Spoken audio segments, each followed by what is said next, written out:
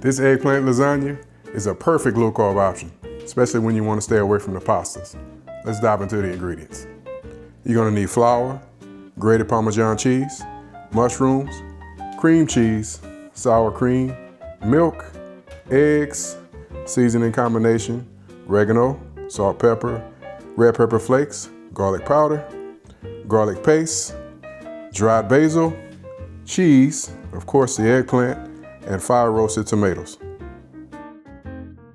Let's begin by prepping our eggplant. First, we want to remove the top stem. Push that to the side. Remove the back of it as well. We want to cut our slices. Not too thick and not too thin, maybe half an inch. About right here.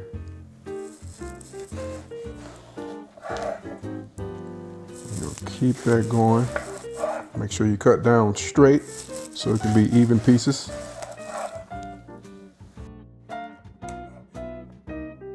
Now that we have our eggplant sliced up, we're going to spread them over the cutting board. And what we're going to do now is make sure they have a little space. We're going to put a little salt. It's called sweating, right? So we want to sweat the eggplant out so it can make sure that the texture is what you want when you cook it with everything else. So you don't need much.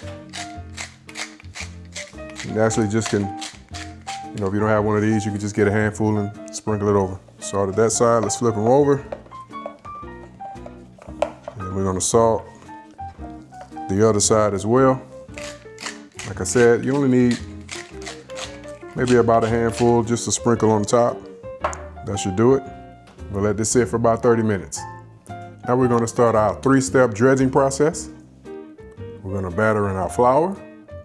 Then we're going to go into our egg and milk mixture. And lastly, we'll go into our grated Parmesan. Let's begin by coating our eggplant in the flour. Now we want to get a nice coat, but not too much. So once we bring it out there, we're going to give it a little shake. Make sure it's not too much on there. We're going to go into the egg mixture, egg and milk. Make sure you have it all the way in. We want to get it completely coated because we want to make sure that once we put it into the grated Parmesan, that it sticks on pretty good. So we want a nice coat. And then we can layer it into our baking sheet. Our eggplant is prepared for the oven. So we're going to bake this at 375 for about 10 minutes each side. The pan, you want to make sure that you put a little oil on your pan just to make sure it doesn't stick too much.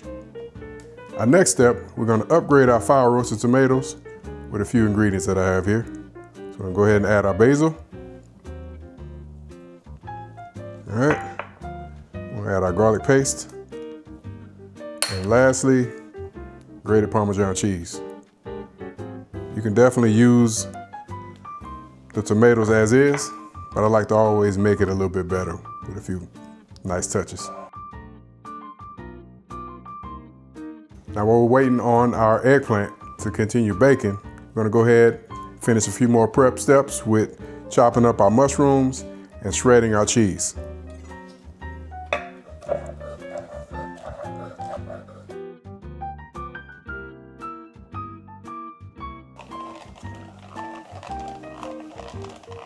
Now that all of our ingredients are prepped, it's time to build. First layer, I'm gonna put a little tomato on the bottom. I'm gonna spread it around evenly. Not a lot. We don't want that bottom layer to be too heavy. Just enough to make sure that our eggplant just doesn't stick to the bottom of the pan. Yeah, I think that should be good. About like that. All right, we're gonna take one layer of our eggplant. We're gonna just layer it in the pan so we can try to completely cover the bottom of the pan. That's what we're going for. Good. We're gonna just spread this over evenly as much as we can. Next layer will be the tomato. Now we're gonna add our mushroom layer. Same thing, evenly over the top of the cheese. Go ahead and put our eggplant. Now the eggplant has been baked in Parmesan cheese, so man, the flavor is gonna be pretty crazy. Almost towards the end. Seeing the light at the end of the tunnel. Making sure that the tomato sauce is all over. No matter where you cut, you get great flavor in each bite. Lastly, the final step is the cheese. We'll spread it across the top as evenly as we possibly can. I think we have a good one. The good thing is using block cheese and shredding it yourself. It'll give your cheese a little bit of a creamier texture. So if you prefer to put in the work of shredding your own cheese, I think you'll definitely see the benefit of doing that. All right, put a little dry basil across the top. Just give it a little green. As I say, nice and pretty. Then we're gonna put it in the oven for about 375 for maybe 30 minutes.